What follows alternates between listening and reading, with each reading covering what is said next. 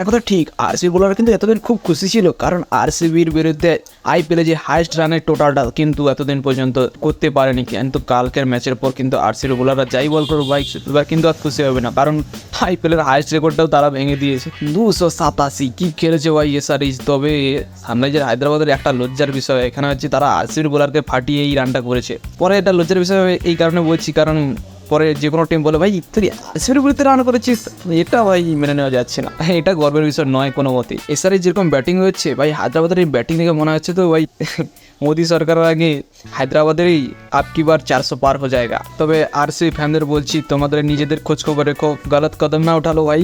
আমি ভাবছি অন্য কথা, এরপর আরসিবি কি বাহানা দেবে যে ভাই ম্যাচ হেরেছি, ম্যাক্সওয়েল রান করতে পারছে না, ব্যাটিং করতে পারছে না, বোলিং করতে পারছে না, তার জন্য ম্যাচ হারছি। ঠিক আছে, ম্যাক্সওয়েলকে তো বুঝিয়ে দিল। এবার সিরাজ ভাই, সিরাজ তো run machine, Miyan for a reason ভাই, সিরাজ তো জোর পটনা উঠাচ্ছিল, সিরাজকেও বুঝিয়ে দিল। কিন্তু এইবার কথা আছে, এইবার তারা কি বাহানাটা দেবে ফাফ টু প্লেসে ভাই, এতদিন তো প্রচুর মিথ্যা কথা বলতো, এইবার কি বাহানাটা দেবে আমি বুঝতে পারছি না। তো টসে জিতে ব্যাট করতে ছিল সানরাইজার হায়দ্রাবাদ। প্রথমে কিন্তু যে মার মুখে আরম্ভ করে ত্রিবেজেট ভাই, আরসিবি বোলারদের উথাড় পাথাড় করে দেয়। এতদিন তো ইন্ডিয়ান বোলাররা খুঁজে পাচ্ছিল না কীভাবে ত্রিবেজেটকে আউট করতে পারে, কালকে ইন্ডিয়ান বোলার প্লাস বিদেশি বোলার মিলে খুঁজে পাচ্ছিল না ভাই কী করে আউট করবে। ভাই ত্রিবেজেট তো কালকে যদি টিকে থাকতো ভাই, ক্রিস গেলের রেকর্ডটাও খেয়ে যেত ভাই। 101 করেছে, 41 বলে খেয়ে ভিগেছে ভাই। মারা প্রত্যেকটা বলে 6-4 কি চলছে। আমি তো চাই ত্রিবেজেটকে একটু এনবিএ চাইবালার সাথে হাত মিলে দাও ভাই, এর ক্যারিয়ারটা একটু খারাপ করতেই হবে ভাই। ইন্ডিয়ানকে কানানোর জন্মগত স্বভাব হয়ে গেছে। এরপর তো ত্রিবেজেটকে যে একটু আউট করলো, কিন্তু তারপরে আছে ক্লাসন ভাই। ক্লাসন তো সেই ফর্মে রয়েছে, সেই ফর্মে থাকাকালীন ভাই কি মার 67 রান করেছে। আবার কালকে একটা রেকর্ড হয়েছে, আবার কম বলে 50 দৌড়ে তিনি কিন্তু এগিয়ে গেছেন। ক্লাসন ভাই কি খেলছে, সাউথ আফ্রিকার এই প্লেয়ার ভাই। আরসিবি থেকে যেই প্লেয়ার বাড়ি আসছে সেই প্লেয়ার নাম করছে, ক্লাসন এক সময় আরসিবি তুলেছিল। তো এরকম করে কুঁদে আরসিবির বোলারকে মেরে ভাই কালকে লকি ফার্গুসনকে খেলেছিল, তাকেও রান মেশিন বানিয়ে দিয়েছে, 56 রান দিয়েছে 4 ওভার। তো এরকম করে 287 রান আইপিএলের হাইস্ট টোটাল করেছে এই বছরে ভাই। আইপিএলের হাইস্ট টোটাল করেছিল কিছুদিন আগে সানরাইজার হায়দ্রাবাদ, আবার এটাকে নিজের রেকর্ডকে নিজেই ভাঙলো। প্রত্যেকটা মানুষের জীবনে এরকম হওয়া উচিত।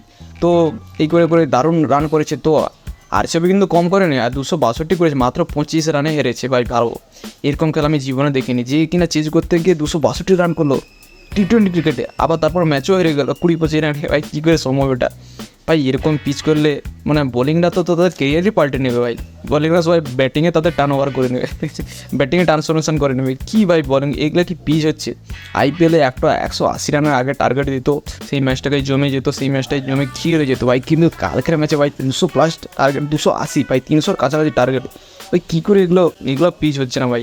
তবে আইপিএলের মজা কিন্তু ওই 180-160ই মজা আছে। তবে কালকের ম্যাচ কিন্তু রেকর্ড ব্রেকিং ভাই, অনেকগুলো রেকর্ড তৈরি হয়েছে কালকের ম্যাচে। 549 549 রান হয়েছে, এর আগে এত রান কোনো ম্যাচে হয়নি। 500 রান বলে রান যায়নি ভাই, দুটো ইনিংস মিলিয়ে 549 রান গিয়েছে, কি মেরেছে ভাই। তারপরে তো ভাই 22, 23, 24 বলে সে হাফ সেঞ্চুরি করেছে। আমি কিন্তু কোনো একে চন্দ্র বা তুই পক্ষ বলছি না, আমি কিন্তু 50 করেছে বলছি।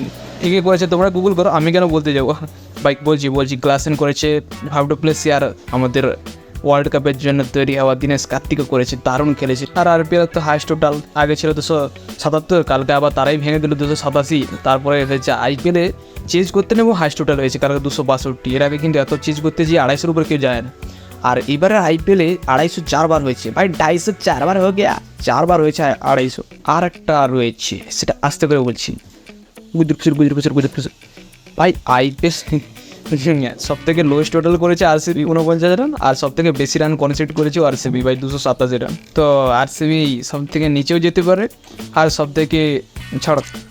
তবে ভাই টিকে তো তারিফ করতেই হবে। এবারে টি-20 ওয়ার্ল্ড কাপের জন্য মোস্ট ইম্পর্টেন্ট উইকেট কিপার হতে চলেছে দিনেশ কার্তিক, কারণ ইন্ডিয়ার উইকেট কিপিং অবশ্যই ভালো হওয়া দরকার, এবং তার সাথে ইন্ডিয়ার কিন্তু ফিনিশার চাই। সেক্ষেত্রে দিনেশ কার্তিক একটা প্রাইম চয়েস হিসেবে পরিগণিত হতে চলেছে। টিকে আগের ম্যাচ থেকে ভালো করেছে, টিকে রোহিত শর্মার সেই কমেন্টার পর থেকে আগের ম্যাচ থেকে এখনও পর্যন্ত সিরিয়াসে রয়েছে, 35 বলে 83 অনবদ্য ইনিংস খেলেছে। তবে যেই সময় ভাবছিল আরসিবি ফ্যানরা ম্যাচ পুরো শেষ, 200 পর্যন্ত যেতে পারবো না, কিন্তু এটাকেও ভাই 262 20-25 রানে হার করেছে ভাই। যেখানে আরসিবির অনেক মাইনাস পয়েন্টে হাত তো, কিন্তু সেখান থেকে ভাই 20-25 রানে হারাটা ভাই দিনেশ কার্তিক দারুণ খেলেছে। দিনেশ কার্তিক যখন ওয়ার্ল্ড কাপ আসে তখন তো একদম প্রাইম লেভেলে দিনেশ কার্তিক হয়ে যায়। দিনেশ কার্তিক शपथ लेता हूँ टी20 वर्ल्ड कप में मैं जरूर जगह बनाऊंगा। तो সিরাজ তো কালকে খেলেনি, সিরাজ তো বেঁচে গিয়েছে। সিরাজ তার নিজের ইজ্জত রান ভাই লাকিয়েস্ট পার্সন কালকে খেলেনি, বেঁচে গিয়েছে ভাই, নাহলে খেললে কালকে কিন্তু আরও 50 রান ডাবো দিকে। তো সিরাজ এই মুহূর্তে একটু লাকিয়েস্ট পার্সন আছে, কিন্তু তোমাকে খেলতে হবে ভাই, তোমাকে টি-20 ওয়ার্ল্ড কাপ আমরা নিয়ে যাবো কী করে, আমাদের তো ওয়ার্ল্ড কাপ চাই ভাই। তবে আমি একটা কথা ভাবছি, এই সিজন শেষে কিন্তু গালি কে বেশি খাবে, হার্দিক পান্ডিয়া নাকি আরসির বোলার? তোমরা অবশ্যই কমেন্টে জানি।